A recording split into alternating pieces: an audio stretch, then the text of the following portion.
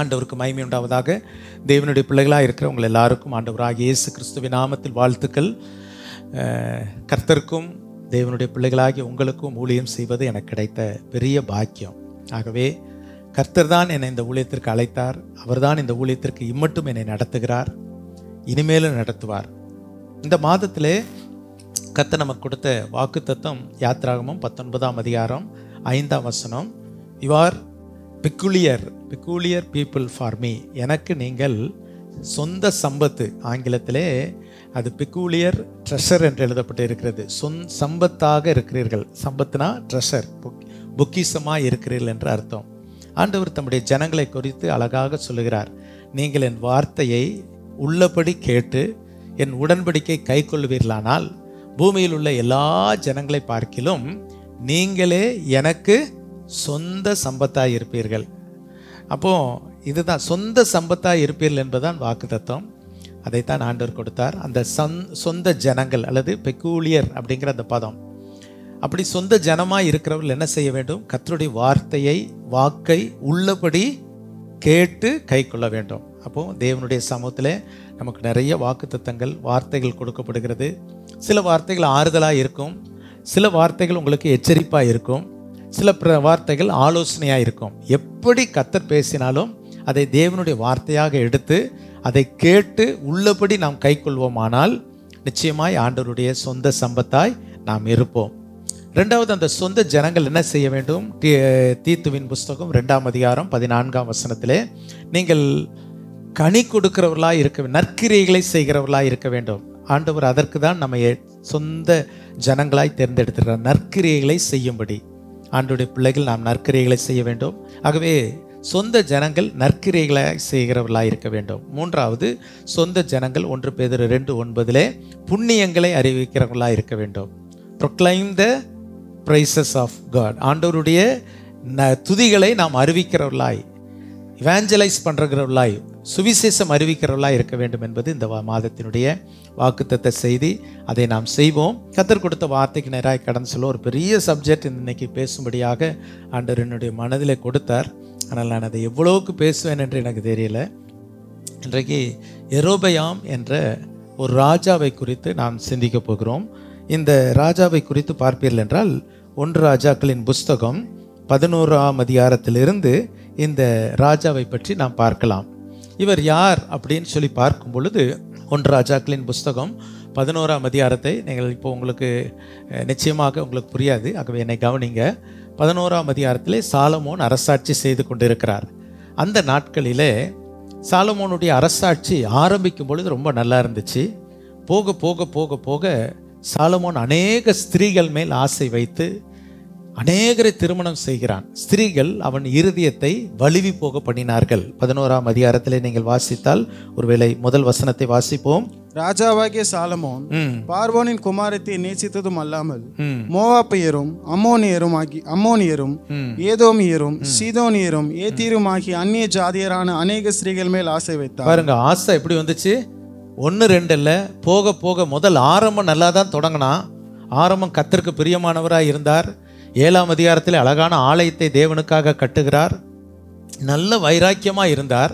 ஆனால் கொஞ்சம் போக போக வளர்ச்சி அடையும் பொழுது, பொருளாதாரம் வளரும் பொழுது, புகழ் பெருகும் பொழுது எண்ணிறந்த பெண்கள் மேல் ஆசை வைக்க ஆரம்பித்தான். அது தவறு.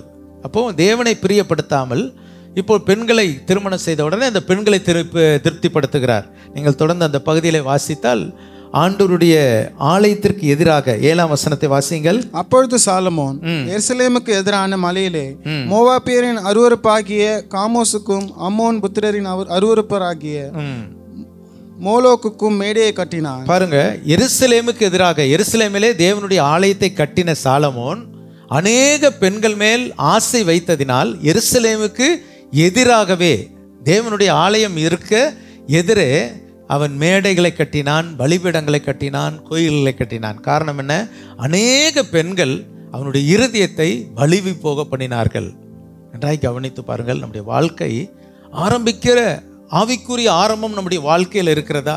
ஆரம்பத்தில் எவ்வளோ உற்சாகமாய் நாம் ஆண்டவரை தேடுகிறோம், நேசிக்கிறோம், வாஞ்சிக்கிறோம், தேவ சமூகத்தில் இருக்கிறோம். ஆனால் நாள் செல்ல கர்த்தர் நமக்கு ஆஸ்தி, அந்தஸ்து, ஐஸ்வர்யம், புகழ், இன்னும் வளர்ச்சி எல்லாம் தேவை. அதை தரும் பொழுது அவனுடைய இருதயம் கர்த்தரை விட்டு வலுவி போகிறதை பார்க்கிறோம். ஆண்டவர் எச்சரித்து பார்க்கிறார், அவன் கீழ்ப்படிந்த பாரில்லை. அப்பொழுதுதான் யெரொபெயாம் என்ற ஒருவனை எழுப்புகிறார். யெரொபெயாம் என்றவன், இவனை குறித்து நீங்கள் வேதத்தில் வாசித்தால் 11ஆம் அதிகாரம் 28ஆம் வசனத்தில் அவன் ஒரு பராக்கிரமசாலி என்று எழுதப்பட்டு இருக்கிறது. 11ஆம் அதிகாரம் 28ஆம் வசனத்திலே அவன் ஒரு பராக்கிரமசாலி என்று எழுதப்பட்டு இருக்கிறது. 11ஆம் அதிகாரம் 37ஆம் வசனத்தை நீங்கள் வாசித்தால் அவன் தேவன் அவனை தெரிந்து கொள்கிறார். திடீரென்று ஒரு தீர்க்கதரிசி, அந்த தீர்க்கதரிசியுடைய பெயர் அகியா. 29ஆம் வசனத்திலே, அக்காலத்திலே வாசிமா. அக்காலத்திலே யெரொபெயாம் எருசலேமிலிருந்து வெளியே போகிற போது சீலோனியனாகிய அகியா என்னும் தீர்க்கதரிசி புது சால்வையை போர்த்து கொண்டிருந்து வழியிலே அவனை கண்டான். இருவரும் வயல்வெளியிலே தனித்து இருக்கையில் அகியா தன் போர்த்து கொண்டிருந்த புது சால்வையை பிடித்து அதை 12 துண்டாக கிழித்து போட்டு யெரொபெயாமை நோக்கி, 10 துண்டுகளை எடுத்துக்கொள். இஸ்ரவேலின் தேவனாகிய கர்த்தர் சொல்லுகிறது என்னவென்றால், இதோ நான் ராஜ்யபாரத்தை சாலமோனுடைய கையிலிருந்து எடுத்து கிழித்து உனக்கு 10 கோத்திரங்களை கொடுப்பேன். பாருங்கள், இது ஒரு சம்பவம் நடக்கிறது. திடீரென்று இவன் போயிட்டு இருக்கிறான். இந்த யெரொபெயாம் போகும்பொழுது அகியா என்ற ஒரு தீர்க்கதரிசி, அவர் இந்த யெரொபெயாமை பார்த்த உடனே டக்குன்னு என்ன செய்கிறார், தான் சால்வையை கிழிச்சு 10 துண்டா 12 துண்டா கிழிச்சு 10 துண்டை இவங்கிட்ட கொடுத்து, இஸ்ரவேலின் கோத்திரங்கள் 12, உனக்கு 10 கோத்திரங்களை நான் கொடுப்பேன் என்று கர்த்தர் சொல்லுகிறார் அப்படின்னு சொல்லி கர்த்தர் சொன்ன ஒரு செய்தியை ஒரு தீர்க்கதரிசி சொல்லுகிறார். இவனுக்கு திடீரென்று ஆச்சரியம், என்னடா இது, நம்ம யாரோ, ஆனால் நம்மை ஆண்டவர் சில வேளைகளில் அதை தெரிந்து கொள்கிறதை பார்க்கிறோம். இந்த ரெகோபெயாம் என்பது சாலமோனின் மகன் பெயர், யெரொபெயாம் என்பது இந்த மனிதர். இவர் திடீரென்று ராஜாவாய் மாறுகிறார். தேவ வாக்கின்படி ஆண்டவர் தான் தெரிந்தெடுத்தார். 37ஆம் வசனத்திலே ஆண்டவர் நான் தெரிந்து கொண்டேன் என்று எழுதியிருக்கப்பட்டிருக்கிறது. உன் மன விருப்பத்தின்படி ஆண்டு கொண்டு நான் உன்னை தெரிந்து கொண்டேன். இந்த யெரொபெயாம் யார்? தேவனால் தெரிந்து கொள்ளப்பட்டவன், பராக்கிரமசாலி. திடீரென்று அவன் கைகளிலே ராஜ்யபாரம் கிடைக்கிறது, தேவனால் தெரிந்து கொள்ளப்பட்டவன். இப்பொழுது அந்த 12 கோத்திரங்களிலே 2 கோத்திரம் மாத்திரம் சாலமோன் இருக்கிறாங்க. 10 கோத்திரங்கள் யெரொபெயாமை பின்பற்றினார்கள். அந்த இஸ்ரவேல் 12 கோத்திரங்கள் உள்ளதுதான் இஸ்ரவேல் தேசம். அதில் இப்பொழுது 2 கோத்திரம் மாத்திரம் தாவீதின் மகனாகிய சாலமோனு கூட சேர்ந்துட்டாங்க. மற்ற 10 கோத்திரம் பிரிந்து விட்டார்கள். ஒரு பிரிவு அங்கே ஏற்படுகிறது. இப்பொழுது யெரொபெயாம் திடீரென்று இந்த 10 கோத்திரங்களுக்கு ராஜாவாய் மாறுகிறான். இந்த சம்பவம் இப்படி இருக்கும் பொழுது இப்பொழுது யெரொபெயாம் ஆட்சி செய்து கொண்டு இருக்கிறான். ஆனால் இன்றைக்கு நாம் கற்றுக்கொள்ள போகிற சத்தியம் மிக முக்கியமான ஒரு இடத்திற்கு வருகிறோம். தயவுசெய்து கவனிங்கள். இது என்னுடைய மனதிலே கர்த்தர் கொடுத்த ஒரு பாரம். இந்த யெரொபெயாம் என்ன செய்கிறான் என்றால், இப்பொழுது 10 கோத்திரங்களுக்கு ராஜாவாய் இருக்கிறான். ரெகோபெயாம் என்ற சாலமோனின் மகன் 2 கோத்திரங்களுக்கு ராஜாவாய் இருக்கிறான். இப்போ இந்த யெரொபெயாம் செய்கிற ஒரு பெரிய தவறு என்ன அப்படின்னு சொல்லி பார்த்தோமானால், 12ஆம் அதிகாரம் 27ஆம் வசனத்திலிருந்து வாசிங்க. இந்த ஜனங்கள் எருசலேமில் உள்ள கர்த்தருடைய ஆலயத்திலே பலிகளை செலுத்த போனால், இந்த ஜனங்களின் இருதயம் யூதாவின் ராஜாவாகிய ரெகொபெயாம் என்னும் தங்கள் ஆண்டவன் வசமாய் திரும்பி, அவர்கள் என்னை கொண்டு போட்டு யூதாவில் ராஜாவாகிய ரெகொபெயாமின் பரிசமாய் போய் விடுவார்கள் என்று தன் மனதிலே சிந்தித்துக் கொண்டிருந்தார். பாருங்கள், இவனுக்குள்ளாய் ஒரு சின்ன சிந்தனை. இப்போ ஆலயம் எங்க இருக்கிறது? எருசலேமில் இருக்கிறது. 12 கோத்திரங்களே 10 கோத்திரம் பிரிஞ்சிருச்சு. இப்போ இந்த இஸ்ரவேல் மக்கள் தொழுது கொள்ள எங்க போகணும்? எருசலேமுக்கு, ஆலயத்திற்கு போகணும். அப்போ இந்த மனிதன் என்ன செய்கிறான்? இந்த யெரொபெயாம் தேவனால் தெரிந்து கொள்ளப்பட்ட, தேவனால் அழைக்கப்பட்ட, தேவனால் ராஜாவாக ஏற்படுத்தப்பட்டவன் ஒரு யோசனை செய்கிறான். இவர்கள் ஒருவேளை எருசலேமுக்கு போனா அவங்க திடீர்னு அந்த பக்கம் சார்ந்துருவாங்கன்னு சொல்லி தன் மனதிலே சிந்தித்து, ஆகையால், அடுத்த வசனம் வாசிங்க. ஆகையால் ராஜாவானவன் யோசனை பண்ணி பொன்னினால் 2 கன்றுக்குட்டிகளை உண்டாக்கி. பாருங்க என்ன தவறு செய்கிறான்? பொன்னினால் 2 கன்றுக்குட்டிகளை உண்டாக்கி ஜனங்களை பார்த்து நீங்கள் எருசலேமுக்கு போகிறது உங்களுக்கு வருத்தம். பாருங்க, இதுதான் எனக்கு நான் எடுத்துக்கொண்ட வார்த்தை. இன்றைக்கு வளர்ந்து வருகிற நம்முடைய வாழ்க்கையிலே சில வேளைகளிலே நமக்கு சொல்லப்படுகிற வார்த்தை என்ன? நீங்க எருசலேம் வர போறது ரொம்ப வருத்தம், நீங்க வாரம் சர்ச்சுக்கு போறது வருத்தம். ஏன் ஆன்லைன்ல இருக்கேன், வீட்டில் உட்காந்துக்கலாமே, வீட்டில் உட்காந்து பார்த்துக்கலாம், வீட்லயே நீங்க எல்லாத்தையும் செய்துக்கலாமே, நீங்களே பைபிள் வாசித்து ஜெபம் பண்ணிடலாமே. இப்படியெல்லாம் ஆலயத்திற்கு போகிறதை வருத்தம் என்று சொல்லி இந்த யெரொபெயாம் ஜனங்களுக்கு போதிக்கிறதை பார்க்கிறோம். நல்லா கவனிங்க. இன்றைக்கு சிலர் நமக்கு ஆலோசனை சொல்லுவாங்க, வாரம் வாரம் போறீங்களா, அப்படி போகணும்னு அவசியமா? முதல் வாரம் மாத்திரம் போனா என்ன, முதல் வாரம் மாத்திரம் 3 வாரம் போகாட்ட என்ன? ஆனால் வேதம் நமக்கு இதை குறித்து என்ன கற்றுக் கொடுக்கிறது? ஆண்டவர் இயேசு என்ன செய்தார்? எபிரேயருக்கு எழுதின நிருபம் 10ஆம் அதிகாரம் 25. மன்னிக்கவும். சபை கூடி வருதலை சிலர் விட்டு விடுகிறது போல நாமும் விட்டு விடாமல் ஒருவருக்கொருவர் புத்தி சொல்ல கடவோம். கவனிங்க, இந்த வசனம் என்ன சொல்லுகிறது? சபை கூடி வருதலை சிலர் விட்டு விடுகிறது போல நாம் விட்டு விடாது இருக்க வேண்டும். இயேசு கிறிஸ்து இந்த உலகத்தில் வாழ்ந்த பொழுது அவர் ஆலயத்திற்கு போகிற காரியத்தில் ரொம்ப கவனமாக இருந்தார். அந்த நாட்களிலே எருசலேம் தேவாலயம் இருந்தது. மற்ற ஊர்களிலே எப்படி இப்பொழுது நாம் வாழ்கிற காலங்களிலே பல சபைகள் உருவாக்கப்பட்டது, அதே போல ஜெப ஆலயங்கள் காணப்பட்டது, சினகாக் அப்படின்னு சொல்லுவாங்க. அப்போ ஆண்டவர் தம்முடைய வழக்கத்தின்படி அந்த ஓய்வு நாளிலே கர்த்தருடைய ஆலயத்திற்கு போனார். ஒவ்வொரு கிறிஸ்தவர்களுக்கும் ஒரு கடமை சபை கூடி வருதல். ஆமென். அப்போ இந்த சபை கூடி வருதல் சில வேளைகளிலே நாம் தவிர்க்கிறதை பார்க்கிறோம். இது நமக்கு என்ன மனசுல வருத்தமாக தோன்றுகிறது. சில வேளையில் மனதிலேயே இது வருத்தமாய் நினைக்கலாம், அல்லது யாராவது ஒருவர் ஒரு ஆலோசனை சொல்லி இதை வருத்தமாக்கி, ஏன் நீங்கள் அவ்வளோ போகிறீங்க, அப்படியா ஓடணும், அப்படியா செய்யணும் அப்படின்னு சொல்லி இப்பொழுது ராஜாவே யோசனை பண்ணுகிறான். ஐயோ, ஜனங்கள் அங்கே போயிட்டாங்கன்னா அந்த பக்கம் சரிஞ்சிருவாங்கன்னு சொல்லி அவனே என்ன செய்கிறான்? ஜனங்களை பார்த்து, நீங்கள் போகிறது வருத்தங்க, இங்கேருந்து எருசலேம் வரை ஏங்க போகிறீங்க, வருத்தம் அப்படின்னு சொல்லிட்டு அவன் என்ன செய்தான் பாருங்கள், ஒரு பெரிய பாவம் செய்கிறான். என்ன செய்கிறார்? இஸ்ரவேலரே 2 கன்றுக்குட்டிகளை உண்டாக்கி, எதை உண்டாக்கினார்? எருசலேமிலே தேவன் இருக்கிறார். இங்க இப்ப என்ன சொல்றாரு? 2 கன்றுக்குட்டிகளை உண்டாக்கி, வாசிங்க. ஒன்றை பெத்தேலிலும் ஒன்றை தானிலும் ஸ்தாபித்தான். இந்த காரியம் பாவமாயிற்று. ஜனங்கள் இந்த 1 கன்றுக்குட்டிகள், அதுக்கு முந்தி அந்த வசனம், இஸ்ரவேலரே கன்றுக்குட்டிகளை உண்டாக்கி வருத்தம், இஸ்ரவேலரே இதோ இவைகள் உங்களை எகிப்து தேசத்திலிருந்து வர பண்ணின உங்கள் தேவர்கள் என்று சொல்லி. என்ன சொல்றாரு? இந்த கன்றுக்குட்டி தான் உங்களை எங்க இருந்து கொண்டு வந்துச்சு? எருசலேமில், எகிப்திலிருந்து உங்களை விடுதலையாக்கி கொண்டு வந்தது இந்த கன்றுக்குட்டின்னு சொல்றாரு. யோசித்து பாருங்க, எகிப்தில் 400 வருடம் அடிமைகளாக இருந்த அந்த ஜனங்களை ஆண்டவர் தம்முடைய பலத்த கையினால் கொண்டு வந்தார். இப்பொழுது ராஜா தவறான ஆலோசனை சொல்லுகிறான். ஒன்று, ஜனங்களை பார்த்து சொல்றான், நீங்க ஆலயத்துக்கு போறது ரொம்ப வருத்தங்க, இங்கிருந்து எருசலேம் வர போகணுமா, எருசலேம் வர போகணுமா அப்படின்னு வருத்தன்றான். 2வது 2 கன்றுக்குட்டியை உருவாக்கி, இதுதான் உங்களை எகிப்திலிருந்து விடுவித்து கொண்டு வந்தது அப்படிங்கிற ஒரு தவறான நூதன சத்தியத்தை சொல்லுகிறதை பார்க்கிறோம். யெரொபெயாமின் தவறு. The spirit of ஜெரொபெயாம். யெரொபெயாம் என்பவனுடைய ஆவி. கவனிச்சுக்கோங்க, இது ஒரு விதமான ஆவி. இன்றைக்கு கடைசி காலங்களில் நமக்குள்ளா எழும்புகிற ஆவி. ஏதோ ஒன்றை பார்த்துட்டு இதுதான் நம்மளை தெய்வம் சொல்ல வைக்கிற ஆவி. 3வது என்ன செய்கிறான் பாருங்க, ஸ்தாபித்தான். ஒன்றை பெத்தேலிலும் ஒன்றை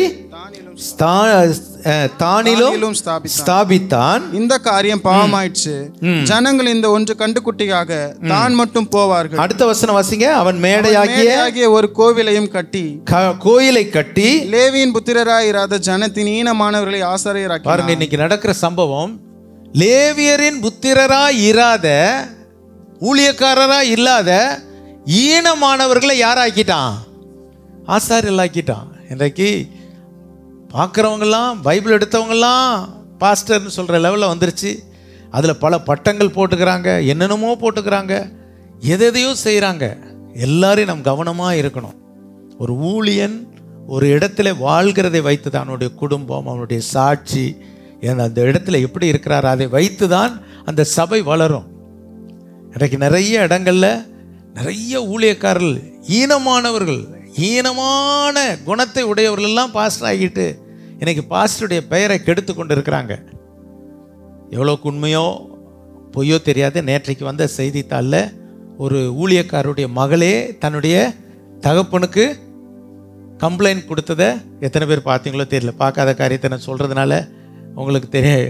ஆனால் ஒரு ஊழியக்காரனுடைய மகள், என்னுடைய அப்பா இப்படி தப்பு செய்கிறாரு, அவர் மேலே நடவடிக்கை எடுங்கன்னு சொல்லி ஊழியக்காரருடைய பிள்ளை சொல்கிறத பார்க்குறோம். அது எவ்வளோ உண்மைன்னு தெரியாது. மகள் போய் சொல்லுவாங்களா? தகப்பனுக்கு விரோதமாக எனக்கு புரியல. ஆனால் நடக்கிறது. இன்றைக்கு நிறைய பேர் ஜீவியம் சரியில்லாதவர்கள், ஈனமானவர்கள் இன்றைக்கு ஊழியர்களாய் மாற்றப்படுகிறதை பார்க்கிறோம். இவன் அவர்களை ஏற்படுத்தி, அதற்கு அந்த வசனத்தை வாசிங்க பார்க்கலாம். அதுக்கு அடுத்த வசனம், யூதாவில் ஆசரிக்கப்படும் பண்டிகை போல 8ஆம் மாதம் 15ஆம் தேதி, இந்த மாதம் தான் 8வது மாசம். நல்லா கவனிங்க, இது எத்தனாவது மாசத்துல நடக்குது? 8வது மாசத்துல என்ன செய்கிறார் யெரொபெயாம்? ஒரு பண்டிகை. 8வது மாசத்துல அவர் என்ன செய்கிறார் அப்படின்னா, ஃபர்ஸ்ட் என்ன பண்றாரு? முதல் செய்கிறது நீங்க ஆலயத்துக்கு போறது வருத்தம் அப்படிங்கிறாரு. 2வது கன்றுக்குட்டியை வச்சு வணங்க சொல்றாரு. 3வது பாஸ்டர் இல்லாதவர்களை பாஸ்டர் ஆக்கிட்டாரு.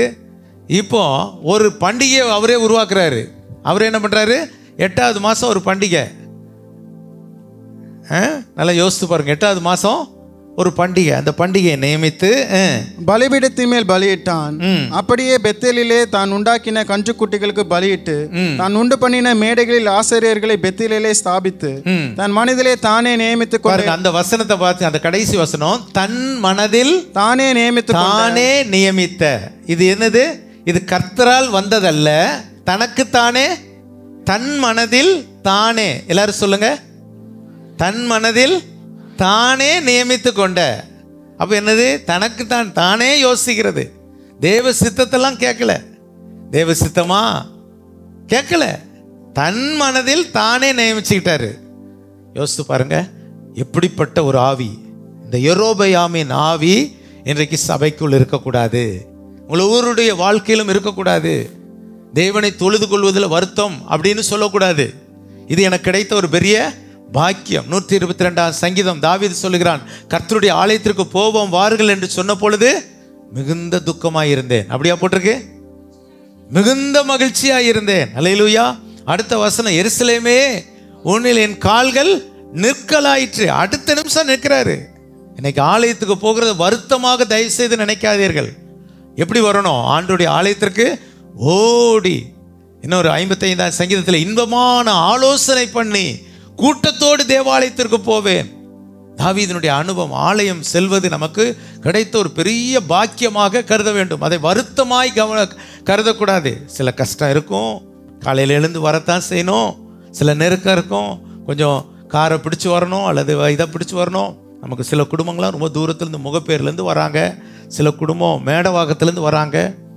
இவ்வளோ தூரத்துலேருந்து அவங்க வர்றதை அவங்க ஒரு முறை வருவாங்கன்னா அவங்க காருக்கு நிறைய பணம் செலவு. 3ஆம் கட்டளையிலேருந்து வராங்க, பல இடங்கள்லேருந்து வராங்க, எத்தனையோ சபைகளை கிராஸ் பண்ணிட்டு வராங்க. ஆனால் என்ன பாஸ்டர், இங்கே வந்தால் எங்களுக்கு ஒரு பெரிய மனநிறைவு, ஒரு பெரிய சத்தியம், ஒரு நல்ல ஒரு விளக்கம் கிடைக்குது அப்படிங்கிறதற்காக அவ்வளோ தூரம் வராங்க. கர்த்தருக்கு ஸ்தோத்திரம். நம்ம பக்கத்தில் இருக்கவங்க சிலர் என்ன நினைக்கிறோம்? வருத்தமாய் நினைக்கக்கூடாது. நீங்கள் வருத்தமாய் நினைக்கக்கூடாது. இந்த யெரொபெயாமின் ஆவி நமக்குள் வரக்கூடாது. அல்லேலூயா சொல்ல முடியுமா? ஆமென். எத்தனை பேர் யெரொபெயாமின் ஆவிக்கு இடத்தை கொடுக்குறீங்க? தன் மனதில் நினைத்தபடி. தன் மனதில் நாளைக்கு போகக்கூடாதுன்னு மனசில் நினச்சிட்டேன்னா என்ன பண்ணுறது? நாளைக்கு கறி குழம்பு வைக்கணும்னு நினச்சாங்கன்னா வைக்கிற மாதிரி, நாளைக்கு சர்ச்சுக்கு என்ன பண்ணக்கூடாது? போகக்கூடாது. மாதத்துக்கு ஒரு முறை போனான்னு நீங்களே மனசில் நினைக்காதீங்க. தேவ சித்தத்திற்கு கீழ்ப்படிங்க, தேவ சத்தத்திற்கு கீழ்ப்படிங்க. என் வாக்கை கேட்டு நீங்கள் நடந்தால் எனக்கு சொந்த சம்பத்து. அல்லேலூயா. ஆண்டவர் அதை நமக்கு கற்றுக் கொடுக்கிறார். அடுத்த அதிகாரத்தில் நீங்கள் பார்த்தீங்கன்னா 13ஆம் அதிகாரத்தில் அவர் என்ன செய்கிறார்னா, இவரே முதல் வசனத்தை நீங்கள் வாசித்தீங்கன்னா இது ஒரு பெரிய யெரொபெயாம் தூபம் காட்ட பலிபீட தண்டையில் நிற்கிறார். இப்போ யார் தூபம் காட்டணும்? ஆசாரியன் தூபம் காட்டணும். இப்போ ராஜாவா இருக்கணும். இப்போ இவர் என்ன செய்யறாரு?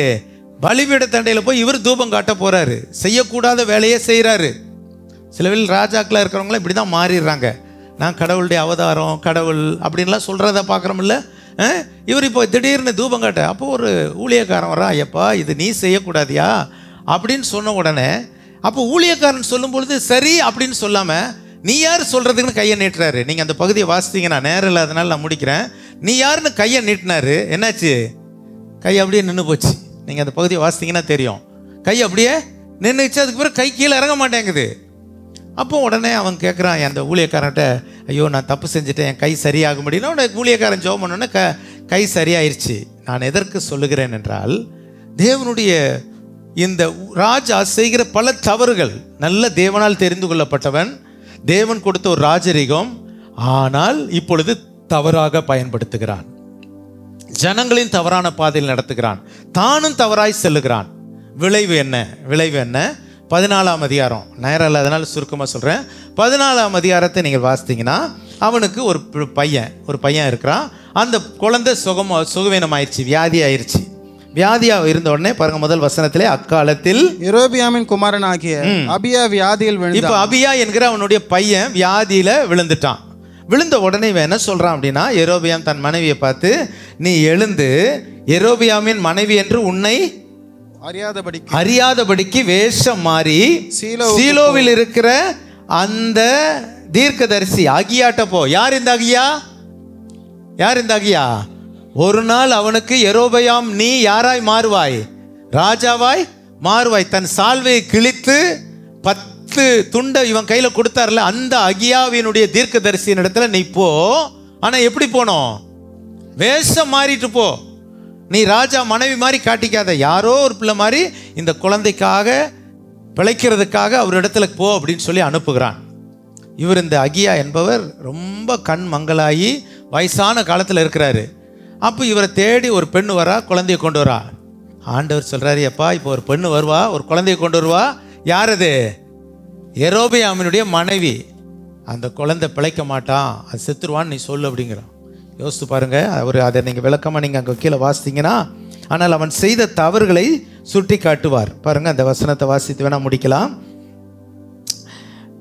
5ஆம் வசனம், கர்த்தர் அகியாவின் இடத்தில், இதோ யெரொபெயாமின் மனைவி வியாதியா இருக்கிற தன் குமாரனுக்காக உன்னை ஒரு விசேஷம் கேட்க வருகிறாள்.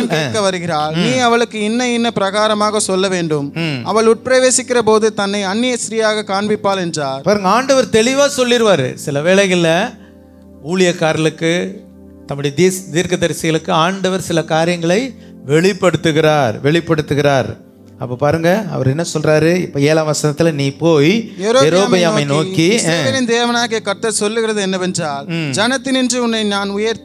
ஜனத்தினின்று நான் உன்னை உயர்த்தி உன்னை இஸ்ரவேல் என்னும் என் ஜனத்தின் மேல் அதிபதியாய் வைத்தேன். நான் ராஜ்யபாரத்தை தாவீது வம்சத்தாரின் கையிலிருந்து பிடுங்கி உனக்கு கொடுத்தேன். ஆனாலும் என் கற்பனைகளை கைக்கொண்டு என் பார்வைக்கு செம்மையானதையே செய்ய நான் தன் முழு இருதயத்தோடு என்னை பின்பற்றின என் தாசனாகிய தாவீதை போல் நீ தாவீதை போல இராமல் எனக்கு முன்னிருந்த எல்லாரை பார்க்கிலும் பொல்லாப்பு செய்தாய். ஆண்டவர் வேதனையோடு கூட சொல்லுகிறார். நான் இந்த செய்தி எப்படி முடிக்கிறேன்னா, இன்னைக்கு நாம் அழைக்கப்பட்ட அழைப்பில் நம்முடைய வாழ்க்கை சரியாக இருக்கிறதா, அல்லது நம்ம மனதில் நினைச்சதையே நம்ம ஏதோ ஒன்று தீர்மானம் பண்ணிக்கிட்டு, ஏதோ ஒன்று நினச்சிட்டு, நம்ம மனசில் நினச்சிட்டு நம்ம வாழ்கிறோமா? தேவனை துக்கப்படுத்துகிறோமா? கர்த்தருடைய பந்திக்கு போகிறோம் மனசில் நினச்சி, நம்மளா ஒன்று மனசில் நினச்சக்கூடாது. உட்காந்து பாருங்கள், தேவ சத்தத்தை கேளுங்க. ஆண்டவர் சொல்கிறாரு, அவன் மனசில் நினச்சபடியே சொல்லிட்டான். இது உங்களுக்கு வருத்தமாக நினச்சிக்காதீங்க. ஆலயத்துக்கு வர்றது உங்களுக்கு ஒரு பெரிய ஆசீர்வாதம். கர்த்தர் உங்களோடு கூட பேசுகிற நாள், உங்களை சந்திக்கிற நாள். அல்லேலூயா. தனிப்பட்ட வாழ்க்கையில் நம்ம 6 நாட்கள் கர்த்தரோடு கூட வீட்டில் இருக்கணும், நல்ல ஜெபம் பண்ணணும். தினந்தோறும் காலை ஆலய ஆராதனை இருக்குது, வாங்க. இல்லை ஜூமில் வாங்க. தேவனோடு கூட அந்த வார்த்தையோடு கூட வாழ வேண்டும். இல்லை என்றால் நம்முடைய மனதில் நிர்ணயித்தபடியே சில காரியங்களை நாம் செய்வோமானால் நாம் விழுந்து விடுவோம். அது நிமித்தமாய் பிள்ளைகள் ஆசீர்வதிக்கப்படாமல் பிள்ளை அங்கு சாகிறதை பார்க்கிறோம். நான் ஒன்றை சொல்லி முடிக்கிறேன். நம்ம நல்ல கர்த்தரை உண்மையாக தேடி, கர்த்தருக்கு முன்பதாய் உண்மையாக இருந்தால் நம்முடைய பிள்ளைகளை கர்த்தரை ஆசீர்வதிப்பார். எத்தனை பேர் நம்புறீங்க? நம்ம எதுக்கு வாழ்கிறோம்? இவ்வளோ கஷ்டப்படுறது எதுக்கு? சொல்லுங்க பார்க்கலாம். பிள்ளை நல்லா இருக்கணும்னு நம்ம எழுப்புல முயற்சி எடுக்கும் பொழுது, அதை விட கர்த்தருக்கு பயந்து ஜீவிக்கும் பொழுது நம்முடைய பிள்ளைகள் எவ்வளோ நல்லா இருப்பாங்க. யோசித்து பாருங்க. நம்ம பிள்ளைகள் நல்லா இருப்பதற்காக பெற்றோர்கள் நம்ம கர்த்தரை இன்னும் தேடுவோம். வருத்தமாக நினைக்க வேண்டாம். அழைத்துக்கு வர்றது ஒரு வருத்தமாக நினைக்காதீங்க, பாரமாக நினைக்காதீங்க. கஷ்டத்தோடு வரக்கூடாது. எப்படி வரணும்? இஷ்டத்தோடு வரணும். ஒரு இல்லையா சொல்லுங்க பார்க்கலாம். இஷ்டமாக வரணும், கஷ்டமாக நினைக்கக்கூடாது. ஐயோ போகணுமே, போகாட்டா பாஸ்டர் கேட்பாரு, அப்படிலாம் நினைக்காதீங்க. கர்த்தரை கனப்படுத்த தேவ சமூகத்தில் வாங்க. உங்கள் பிள்ளைகளுடைய வாழ்க்கை ஆசீர்வதிக்கப்படும். ஆமென். வீட்டில் இருக்கவங்க பிள்ளையை கர்த்தர் பாதுகாப்பார். அந்த பிள்ளையும் கூட்டுவாங்க. ஆகவே கர்த்தர் எனக்கு பேசுன இந்த காரியங்கள் உங்களோடு இந்த வார்த்தையோடு முடிக்கிறேன். நான் ரொம்ப விளக்கமாக சொல்ல முடியல, நேரம் இல்லை. நம்ம கண்களை மூடி நாம் ஜெபிப்போம், ஆண்டவரிடத்தில் ஒப்பு கொடுப்போம். மனதில் நினைச்சபடி நடக்க வேண்டாம், வருத்தமாக நினைக்க வேண்டாம். யெரொபெயாமை போல பாவத்தில் விழுந்துடாதீங்க. கர்த்தர் நம்மளை உயர்த்தினார், இன்னும் உயர்த்துவார். இன்னைக்கு இங்கே இருக்கிற நம்முடைய பிள்ளைகளை இன்றைக்கி ஜோமனை உங்கள் பிள்ளைகள் உயர்த்தப்பட்டு வருவாங்க, ஆசீர்வாதமாக வருவாங்க. அதுதான் நம்ம எண்ணம். என்னுடைய ஜெபமோ எண்ணமோ வருத்தமாக நினச்சிடாதீங்கம்மா, வருத்தமாக நினச்சிடாதீங்க. தேவ சமூகத்தில் வர்றதை பாரமாக நினைக்காதீங்க, அது ஒரு கஷ்டமாக நினைக்காதீங்க, இஷ்டமாக நினச்சி பாருங்கள். கர்த்தருக்கு எதை செய்தாலும் நீங்கள் வர்றதை கர்த்தர் பார்க்கிறார். ஹல்லேலூயா.